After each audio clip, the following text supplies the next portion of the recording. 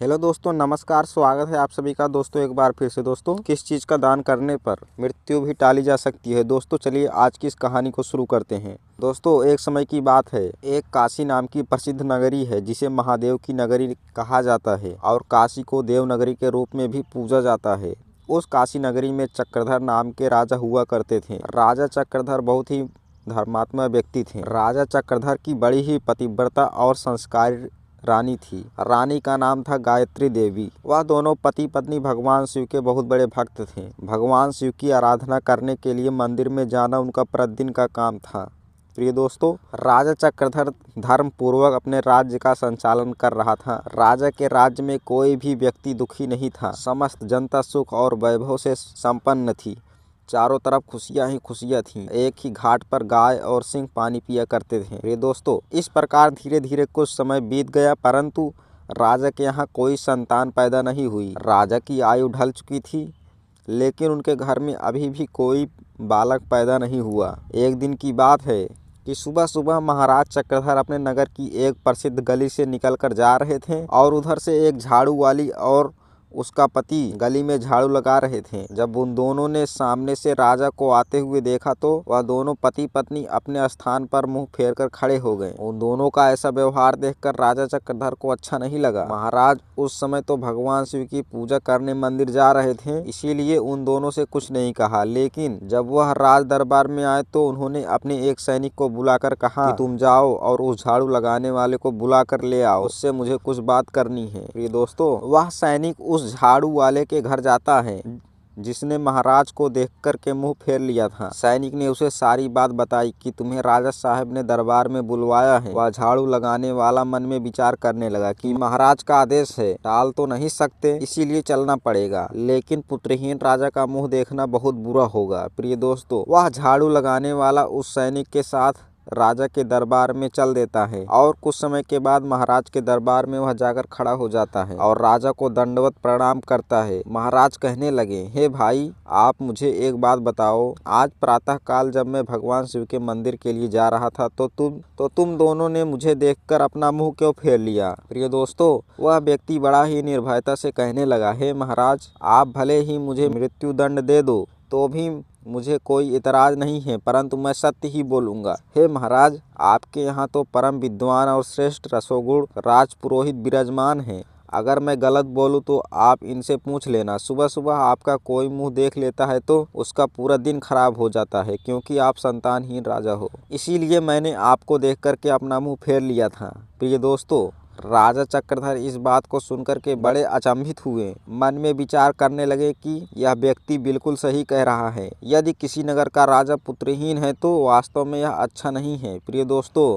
राजा ने उस झाड़ू वाले को उसके घर भेज दिया और मन में विचार करने लगा कि अब तो मुझे भगवान शिव के यहाँ जाकर एक पुत्र प्राप्ति यज्ञ करना चाहिए। दोस्तों, ऐसा विचार करके राजा अपने महल में आए और अपनी महारानी से कहने लगे कि हे रानी, हमारे नगर के लोगों को हमारा मुंह देखने में बहुत तकलीफ होती है, क्योंकि हम संतानहीन है ना, कोई वंश नहीं है। इसीलिए चलिए भगवान शिव के दरबार में चलते हैं और भगवान भोलेनाथ से आराधना करेंगे कि वह हमें एक पुत्र प्रदान करे। प्रिय दोस्तों, यही विचार करके राजा चक्रधर और रानी गायत्री देवी दोनों भगवान शिव के मंदिर में जाते हैं और वहां जाकर उन्होंने पुत्र प्राप्ति यज्ञ का आयोजन किया। अब राजा रानी के पुत्र प्राप्ति यज्ञ करने पर भी संतान उत्पन्न नहीं हुई। राजा का पुत्र प्राप्ति यज्ञ भी निष्फल हो गया। इधर जो यज्ञ करने वाला पंडित था, वह भी यह जानकर बड़ा चिंतित हुआ कि आज तक मैंने जितने भी यज्ञ कराए हैं कोई भी यज्ञ निष्फल नहीं गया है। लगता है राजा का भाग्य ही होता है, राजा के भाग्य में भगवान ने कोई संतान लिखी ही नहीं है, इसीलिए तो पुत्र प्राप्ति यज्ञ निष्फल हो गया है। प्रिय दोस्तों, राजा चक्रधर भी बड़ा धैर्यवान था। इस बात से राजा बिल्कुल भी विचलित नहीं हुआ। राजा बड़ा ही धैर्य धारण करने वाला था। उसने अपने मंत्री से कहा कि मंत्री जी,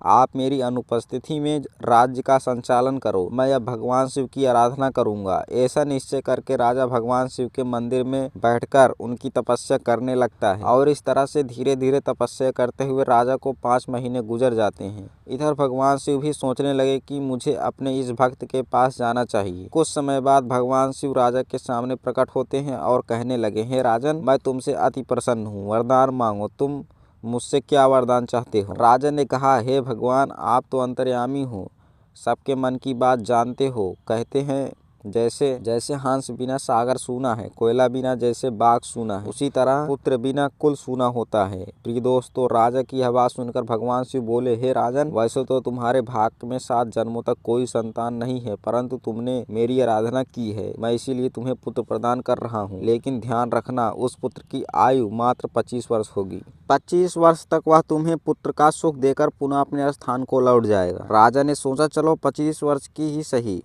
कम से कम संतानहीन होने का कलंक तो मिट जाएगा। राजा ने कहा, जो भी हो भगवान, आप मुझे पुत्र प्रदान कर दीजिए। गुणवान मनुष्य थोड़े ही समय में बहुत कुछ कर जाते हैं। जीवन भले ही थोड़ा हो, पर सत्कर्मों से युक्त होना चाहिए। प्रिय दोस्तों, उसी समय भगवान भोलेनाथ ने अपने एक गढ़ को बुलाया और उससे कहा कि तुम जाओ, 25 साल के लिए इस राजा के पुत्र के रूप में जन्म ले लो। प्रिय दोस्तों, राजा मंदिर में से भगवान शिव का वरदान लेने के बाद वापस अपने महल में लौट जाता है और वह सूचना अपने राज पुरोहित और महारानी को सुनाता है, भगवान शिव ने मुझे वरदान दे दिया है, अब हमारे घर में बहुत जल्द पुत्र पैदा हो जाएगा। प्रिय दोस्तों, अब धीरे धीरे समय व्यतीत हुआ और भगवान शिव के वरदान अनुसार रानी गायत्री देवी गर्भ धारण करती है। यह देखकर राजा के घर में सुख की लहर दौड़ जाती है। राजा बहुत प्रसन्न होता है। समय के अनुसार भगवान शिव के उस महान गढ़ ने राजा के पुत्र रूप में जन्म ले लिया। यह देखकर राजा और रानी बड़े प्रसन्न हुए। संपूर्ण काशी नगर में उत्सव मनाया गया कि महाराज के यहाँ पुत्र का जन्म हुआ है। पूर्ण नगर को सजाया गया, संपूर्ण नगर में खुशियाँ मनाई गई, आतिशबाजी छोड़ी गई। प्रिय दोस्तों, ब्राह्मण ने उस पुत्र का नाम रुद्र प्रताप रखा। धीरे धीरे रुद्र प्रताप बड़ा होने लगा। राजकुमार रुद्र प्रताप अपने पिता की तरह बड़े ही धर्मात्मा और ईश्वर भक्त थे। राजा का पुत्र बड़ी तेजी से बड़ा होने लगा। धीरे धीरे समय गुजरता चला गया। इस बात से राजा बहुत प्रसन्न रहता था क्योंकि उसके घर में एक पुत्र जो आया था, पुत्र के लाड प्यार और लालन पालन में राजा वह बात भूल जाता है कि इस पुत्र की आयु मात्र 25 वर्ष है। दोस्तों, जब उस पुत्र की आयु 15 वर्ष की होती है तो उन्हीं दिनों की बात है। एक दूसरे नगर का राजा था तेज सिंह। राजा तेज सिंह की एक पुत्री थी। वह देखने में रूप और यौवन थी। वह इंद्र की अप्सराओं की तरह लगती थी। वह एक परम सुंदरी कन्या थी। वह कन्या भी बड़ा दान धर्म किया करती थी। बचपन से ही उसे अपने माँ बाप द्वारा धर्म कर्म करने के संस्कार मिले थे। वह प्रत्येक जीव पर दया रखती थी। सवेरे उठकर सबसे पहले पक्षियों को दाना चुगाती थी और अपने द्वार पर आए हुए किसी भी भिक्षुक और साधु संत को खाली हाथ नहीं लौटाती थी। वह हर भूखे को भोजन कराती थी जो उसके द्वार पर आ जाता था। और दोस्तों, वह कन्या भी धीरे धीरे बड़ी हो जाती है। महाराज तेज प्रताप सिंह ने जब राजा चक्रधर के पुत्र रुद्र प्रताप के बारे में सुना कि महाराज चक्रधर का एक बड़ा धर्मात्मा और तेजस्वी पुत्र है, ऐसा विचार करके राजा तेज सिंह ने अपनी कन्या का रिश्ता राजा चक्रधर के यहाँ भिजवा दिया। उधर राजा चक्रधर ने मन में विचार किया कि मेरे पुत्र की आयु 25 वर्ष है, मुझे इसका विवाह कर लेना चाहिए और इसके यहाँ कोई पुत्र पैदा हो जाएगा तो मेरा भी वंश आगे बढ़ जाएगा। प्रिय दोस्तों, ऐसा सोच विचार कर राजा चक्रधर ने अपने राजकुमार का रिश्ता तय कर लिया और कुछ समय में ही राजकुमारी वैदेही का राजकुमार रुद्र प्रताप के साथ विवाह हो जाता है। राजकुमारी वैदेही बहुत ही पतिव्रता स्त्री थी। उसका एक नियम यह भी था कि वह भोजन तब तक नहीं करती थी जब तक किसी भूखे प्राणी को भोजन नहीं करा देती थी। धीरे धीरे समय गुजरता गया।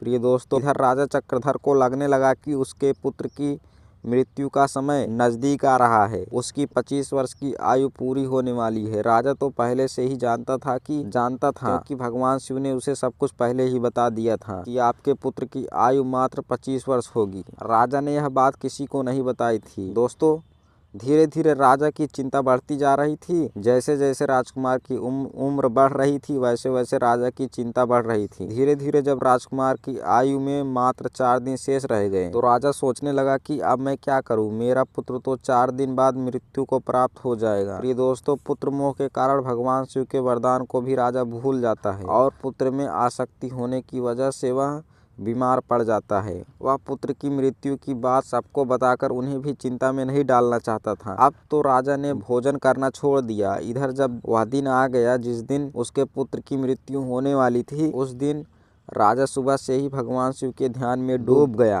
कहने लगा, हे भगवान, पुत्र के जाने का दुख सहन करने की मुझे शक्ति प्रदान करो। विधि के लिखे को तो कोई नहीं बदल सकता, जो होना है वह तो होकर ही रहेगा। उस राजकुमारी की जो नवविवाहित पत्नी थी वह प्रतिदिन भूखे गरीबों को भोजन कराया करती थी, पक्षियों को दाना चुगाया करती थी। रोज की तरह उस दिन भी वह अपने धर्म कर्म में लगी हुई थी। इधर यमलोक में यमराज ने देखा कि आज राजकुमार रुद्र प्रताप की मृत्यु का दिन है, तो यमराज ने तुरंत अपने दूतों को आदेश दिए कि जाओ, अब से 1 घंटे बाद तुम्हें राजकुमार रुद्र प्रताप के प्राण उसके शरीर से निकाल कर लाने हैं। राजकुमार रुद्र प्रताप के प्राण तुम ऐसे नहीं निकाल सकते। इसके लिए तुम्हें एक सर्प के पास जाकर और उस राजकुमार की मृत्यु के लिए प्रेरित करना होगा, क्योंकि उस राजकुमार की मृत्यु सर्प के डसने से ही होगी। कोई सर्प उसे डसेगा तभी हम उसके प्राण हर सकते हैं। यमराज ने अपने दूतों से कहा कि जाओ और शीघ्रता करो और 1 घंटे के अंदर ही उसके प्राणों को लेकर आना है। यमराज की आज्ञा पाते ही 2 यमदूत राजकुमार रुद्र प्रताप के प्राण लेने के लिए चल दिए। और उधर यमराज की माया से प्रेरित होकर एक सर्प मन में विचार करने लगा कि आज मुझे राजमहल में प्रवेश करना चाहिए, राजमहल में मुझे घूमकर देखना चाहिए। प्रिय दोस्तों, अब तो वह सर्प घूमता घूमता चला जा रहा था और राजा के राजमहल में प्रवेश कर गया। अब वह सर्प तो यमराज से प्रेरित था, इसीलिए घूमता हुआ वह राजकुमार की चारपाई पर पहुंच जाता है। जहां राजकुमार सोता था वह जाकर राजकुमार के बिस्तर में सिमट कर बैठ जाता है। यमराज के दोनों दूत राजमहल के द्वार पर खड़े हो जाते हैं और समय पूरा होने का इंतजार करने लगते हैं। सोचते हैं कि 1 घंटे का समय कब होगा, कब यह नाग उस राजकुमार को डसेगा, तब हम उसके प्राणों को लेकर यमलोक जाएंगे। प्रिय दोस्तों, इस प्रकार यम के दूत विचार कर रहे थे, तभी क्या होता है कि किसी दूसरे एक गांव में एक गरीब व्यक्ति रहता था। उसकी एक पुत्री थी। उस पुत्री का विवाह उन्होंने समय पर कर दिया, परंतु उस पुत्री का जो पति था वह बहुत मदिरा पीता था। जुआ खेलना, वैश्य गमन करना उसका काम था। इसीलिए वह उस गरीब दंपत्ति की पुत्री को हमेशा परेशान किया करता था, उसको मारता पीटता था, उसे घर से निकालना चाहता था। प्रिय दोस्तों, उस गरीब दंपत्ति की पुत्री वहां अपने पति के साथ कुछ समय तक रहती रही।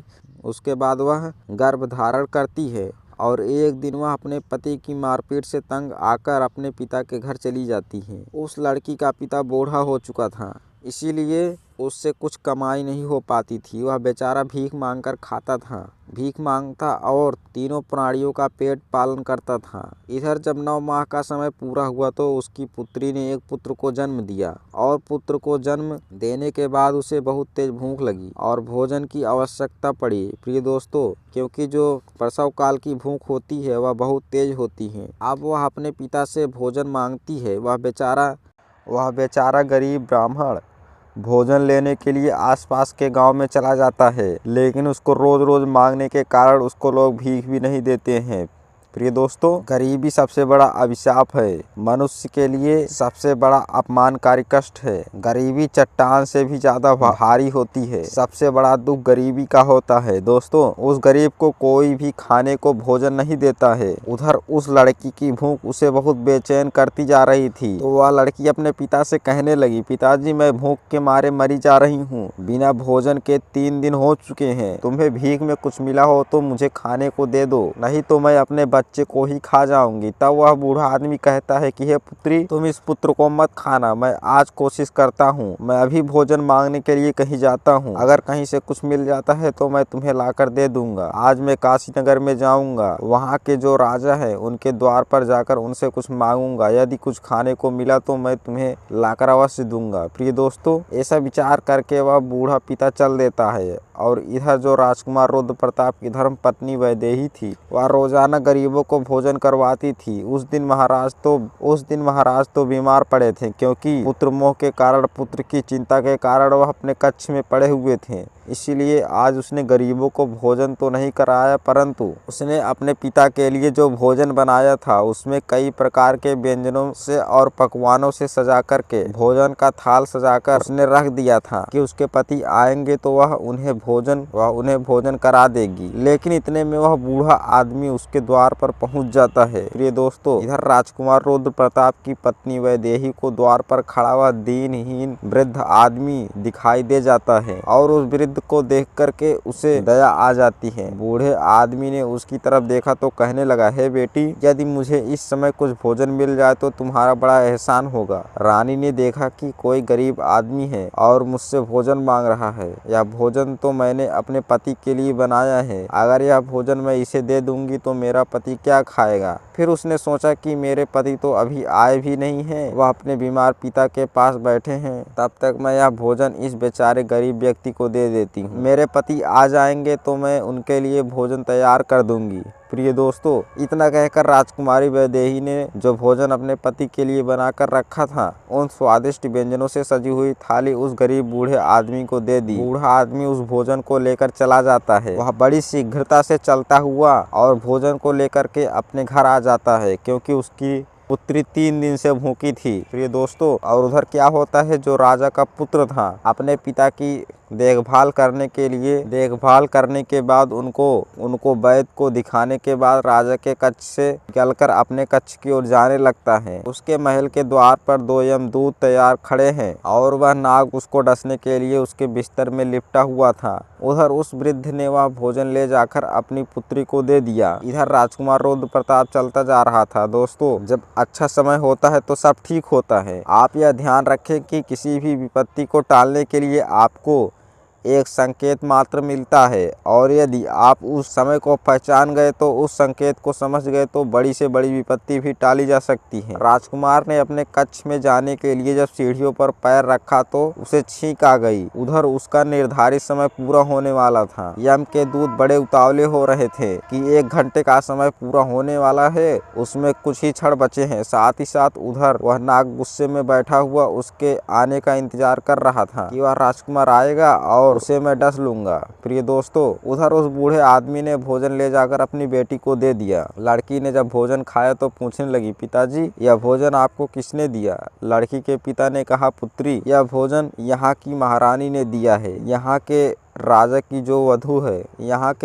जो पुत्र वधू है, उसने मुझ पर दया करके यह स्वादिष्ट भोजन मुझे दिया है। ये दोस्तों, भोजन देखकर लड़की की आत्मा से दुआएं निकलने लगी। वह भगवान से प्रार्थना करने लगी, हे भगवान, जिसने भी यह भोजन दिया है उसका सुहाग अमर हो जाए, वह सदैव सौभाग्यशाली बनकर रहे। जैसे ही वह उस भोजन का निवाला अपने मुंह के अंदर ले जाती है, उस समय उसकी आत्मा से आशीर्वाद निकलता है कि उसका पति अमर हो जाए। प्रिय दोस्तों, सच्ची आत्मा से निकला हुआ आशीर्वाद जरूर फलित होता है। उधर लड़की का आशीर्वाद भगवान के पास जाता है, देव के देव महादेव के पास पहुँचता है। तो भगवान शिव का सिंहासन हिल गया। यह क्या हुआ, मेरा सिंहासन क्यों हिल रहा है? भगवान शिव मन में विचार करने लगे कि दुनिया में ऐसा क्या घटित होने वाला है। उन्होंने तुरंत नारद मुनि को बुलाया और नारद से कहा कि देख करके आओ तीनों लोकों में क्या घटित होने वाला है। प्रिय दोस्तों, नारद ने जब यह देखा तो समझ में आ गया। उन्होंने जाकर के भगवान शिव से कहा, हे प्रभु, एक विचित्र घटना घट रही है। राजा चक्रधर के पुत्र की मृत्यु का समय आ गया है। यमदूत दरवाजे पर खड़े हैं। नाग उसके बिस्तर में फन फैलाए बैठा है। राजकुमार सीढ़ियों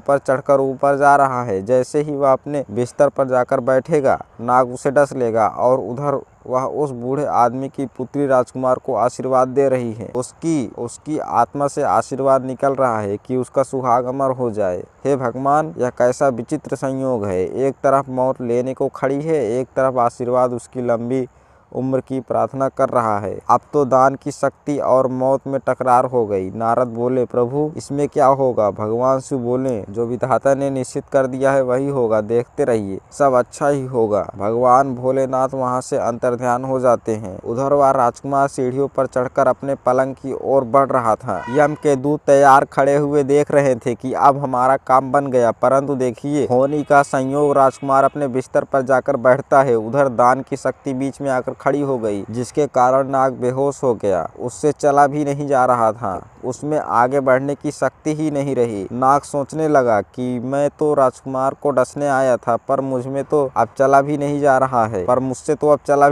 रहा है, यह सब क्या हो रहा है? प्रिय दोस्तों, यह सब उस आशीर्वाद का प्रभाव था जो उस भूखी लड़की ने दिया था। प्रिय दोस्तों, आशीर्वाद भी लगता है। राजकुमार और नाग के बीच में आशीर्वाद आकर खड़ा हो गया। राजकुमारी का दान मृत्यु को आगे नहीं बढ़ने दे रहा था। यमदूत उस दान की शक्ति से कहने लगे कि तुम यहाँ से लौट जाओ, हमें हमारा काम करने दो, हम इसके प्राण लेकर जाएंगे। तो दान की शक्ति और उस लड़की का आशीर्वाद कहने लगा, कभी नहीं, ऐसा कभी नहीं होगा कि हमारे होते हुए तुम इसके प्राणों का हरण कर लो। नहीं, कभी नहीं। प्रिय दर्शकों, अब तो दोनों में बहस आरंभ हो जाती है। बहस आरंभ हुई तो उसमें युद्ध शुरू हो गया और दान की शक्ति ने उन यम के दूतों को आगे बढ़ने से रोक दिया। यम के दूत आगे नहीं बढ़ पाए और यम के दूत वापस हार कर यमलोक को चले गए। दूतों ने जाकर यमराज से कहा, महाराज यह कैसी विडम्बना है। यमराज ने कहा, तुम लोग खाली कैसे आ गए? तुम्हें तो राजकुमार रुद्र प्रताप के प्राण लेने भेजा था। तभी यमदूत कहते हैं, हे स्वामी, उसके प्राणों को लाने में दो बड़ी बाधाएं बीच में खड़ी हैं। उनके आगे हमारा कोई जोर नहीं चल पाया। यमराज ने कहा, ऐसी कौन सी बाधाएं हैं जो मृत्यु के मार्ग में रोड़ा बनकर? यमदूतों ने बताया, हे स्वामी, एक तो दान की शक्ति है, दूसरा आशीर्वाद की शक्ति। इतनी बात सुनकर यमराज बोले, हे दूतों, लगता है प्राण लाते लाते तुम लोग बूढ़े हो गए हो। मैं जाकर देखता हूँ कि कौन सी बाधा राजकुमार के प्राण लाने से रोकती है।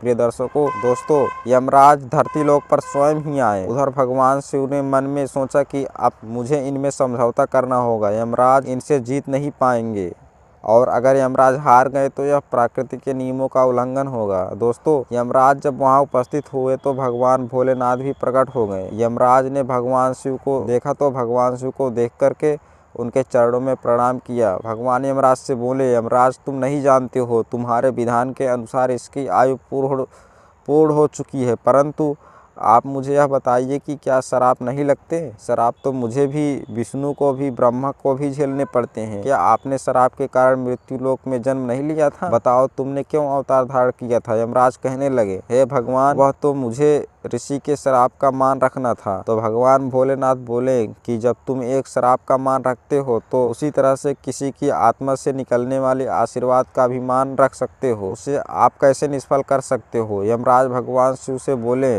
प्रभु, आप इसका उपाय आप ही कीजिए, मैं क्या कर सकता हूँ? तो भगवान शिव यमराज से बोले कि आप इस राजकुमार की आयु 110 वर्ष कर दीजिए और 110 वर्ष के बाद इसको आप ले जाना। यह उस शक्ति के आशीर्वाद के कारण और वरदान के कारण मृत्यु की योग नहीं रहा है, इसीलिए मृत्यु को इसने जीत लिया है। प्रिय दोस्तों, भगवान शिव के कहने पर यमराज ने प्रकृति के नियमों में परिवर्तन कर दिया और राजकुमार रुद्र प्रताप की आयु बढ़ाकर 110 वर्ष कर दिया। उसके बाद यमराज यमलोक को वापस लौट गए। प्रिय दोस्तों, उधर राजकुमार रुद्र प्रताप की आयु 110 वर्ष हो जाती है। दोस्तों, तो इसी प्रकार एक भूखे को भोजन दान देने से मृत्यु भी टाली जा सकती है। दोस्तों, आज के